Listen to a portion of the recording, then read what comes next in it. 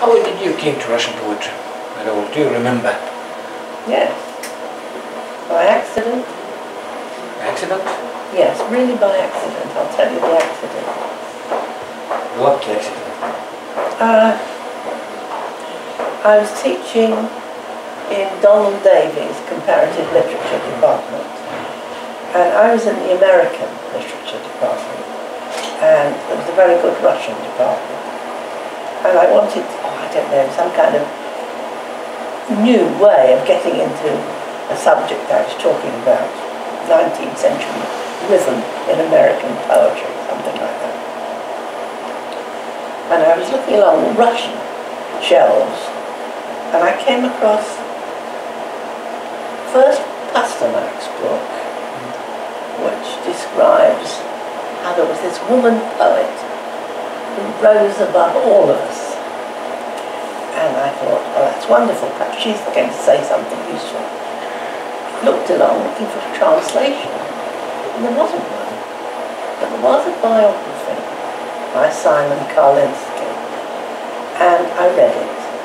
And he set it out very nicely, so there was Russian on one side and the literal version on the other. My Russian was able to cope with that, and I thought, this is an extraordinary woman. And what's more, she shares all my faults. Because, you know, she's a bit eccentric, and she's hopeless in domestic arrangements, and she just lets everything go and puts poetry first. And I thought, well, I don't often read that. Certainly not, it's not the English tradition. You know, Christina Rossetti, even Stevie Smith, you know, they were rather suburban people. It was somebody wild. So I asked someone in the Russian department, Angela Livingston, to make more translations of Poem of the End. And I sort of took the poem over, really, and turned it into a poem of my own, because I had no ambitions, really. Sent it off, little magazine published it, and then there was a kind of miracle, as if Marina's ghost had intervened on my behalf, because two publishers, Penguin and OUP, wrote to me and said, will you do a book for us? And this is a magazine with a circulation of about 150. So I thought, okay. And I wrote back and said, little problem, my Russian really isn't up to it. And they said, well, you know, hire somebody, do something. We wanted this book, so I did. They both published it. It is a good story. It's a really good story. Yeah. It is somehow miracle, because how did they find? Did they later tell you? How did they find the exact language? Well, that's why I say it's an accident. I don't really know. You don't know? No. I mean, I just was, that is exactly what happened. So, and you weren't curious later, and you didn't ask, what happened? How did you find it? No, it seemed to be chance. Chance does good things as well as bad. But actually, I did feel, and this is a bit superstitious really, I did feel that, in a way, there was some help from her, because the only reason I got to know Yevtushenko, who was then a great star, it was the 60s, was because he went to have dinner with George Steiner in Churchill College in Cambridge. I was living in Cambridge. And he told him that he was now taking Marina around America. And George said, what translations are you using? And he said, well, I came across this book by Elaine Feinstein, and I noticed that the audiences seemed to like it. So I've been using those. And George said, well, do you know she's living about 200 yards away? And being genuine, he immediately said, right, I will ring her up, and he did ring up. And when the feast or whatever was over, he came round to see me, and we talked right through the night. And my children came in and sat in the morning, and he was still talking. And he said, come to Russia. And I said, you know, not sure I really want to do that. It seemed rather a difficult place.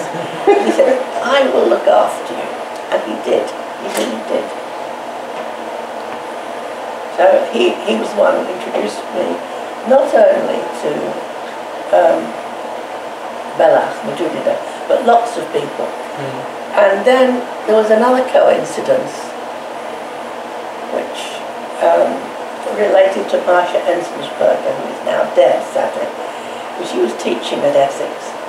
And her mother was the poet, you won't perhaps know of her, Margarita Alighieri, a very well-known Russian poet at the time. Estonia, we know quite well Russian poets. Well, anyway, she was. And she was working on a commission that Russia had set up for Tsvetaeva's memory. So there was,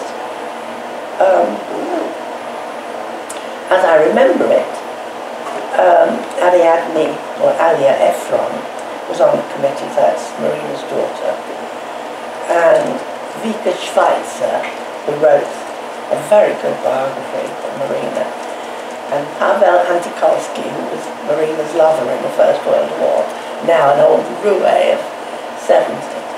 And so when I was in Moscow, I visited her, and I saw all these people, and you know, that seems to me an extraordinary piece of luck. Talking about 60s in Russia, yes. The 60s poetry is a very specific generation, and we all know it's a kind of miracle as well, because I think it was the only time in the whole world, in the world's history, when some kind of poet gathered stadiums, people, just to listen. Well, yes, it is extraordinary. Yevtushenko, for example. Could fill a football Absolutely, stadium. and he did. Yes, not he did. once.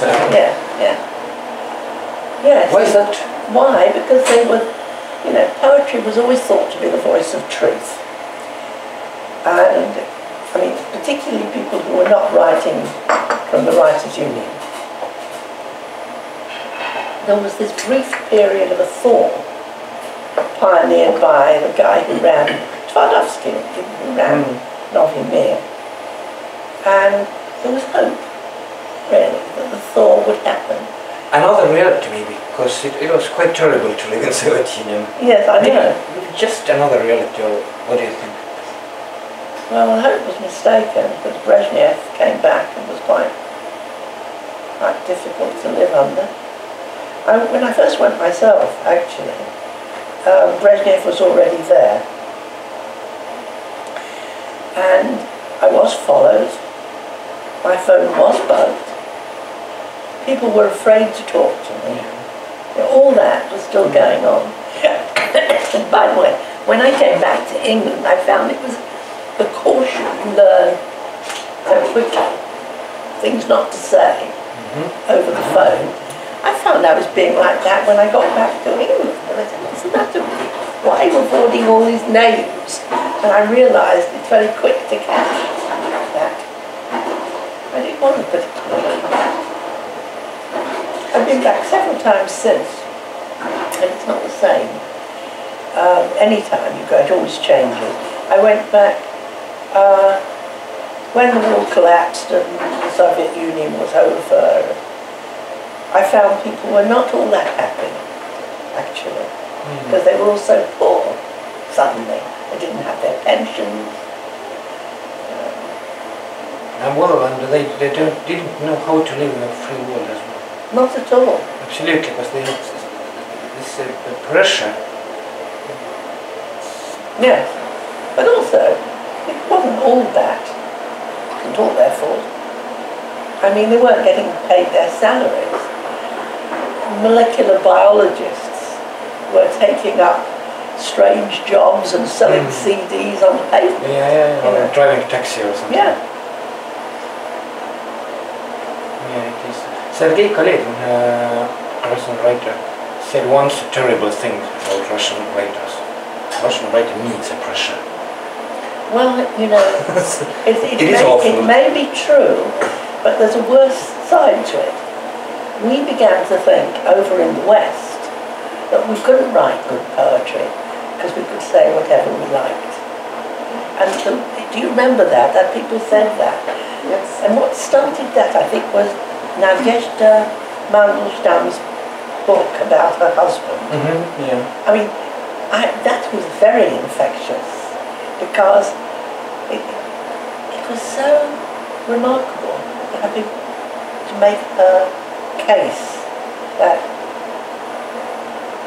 there were a few people who really loved poetry and a few poets who really counted and loved one another. And it was a bit like a religion, something like loving God, really, that they all felt so strongly. We had nothing of that in the West at all. That's why everybody loved that book. It reminded people poetry can have a good power, not just we were very suspicious of rhetoric in the West then. Anna Ahmatova said that, she too, when she was asked, well, it was time of big arrests in 30s, Stalin arrests. Why was he put, for example, whoever was put into the prison, Ahmatova said, why? It's already time to learn that in this country they put you for nothing. Yeah, it's a very important thing for people to know. Yeah. Yeah. And somehow it influenced the literature as well. Also. Yeah. So maybe Sergei Kallegin is right. Maybe. Russian poet.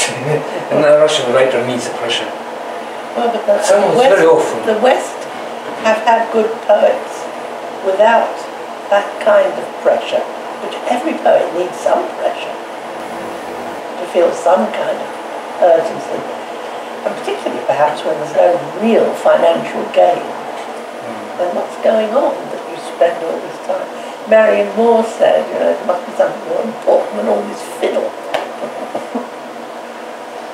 Yeah, the pressure can be, of course, individual and different, but there came the pressure from the state strong that it influenced everyone. And that's a big difference. Yes. Yes, we didn't ever have, we could fill the festival hall with Yevtushenko in the same years. Yeah. So it's something a bit to do with him. He had a kind of rock star personality. Yeah. Then, on another level altogether, Joseph Brodsky, in America, not in England, had something of that power. I mean, the way he shouldered his way to becoming poet laureate in America is a story somebody has to tell, not me, but somebody else. It's quite interesting. I knew him best when he came to Cambridge as a fellow of Clare Hall. Our initial meeting hadn't gone very well, I have to say. I met him on his way out from Austria when he'd been deported. And someone had showed me showed him my Tsvetaeva translations. And as you will know, he insists that all Russian poetry must rhyme. It's an absolute essential for his translation theory. And that is partly because he doesn't actually have an ear for English poetry. Would you, I don't know whether you would agree, but that I found that. He's a marvellous poet, but he doesn't have an English ear. Why should he? His English is terrific. Spoken English, and indeed written English, his essays.